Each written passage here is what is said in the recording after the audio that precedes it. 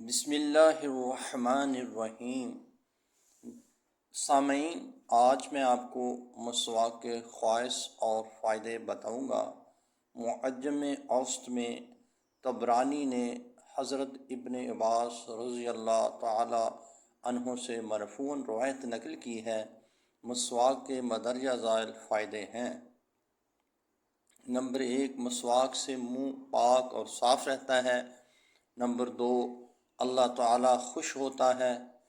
Number 3، چہرہ اور نگاہ روشن ہوتے ہیں۔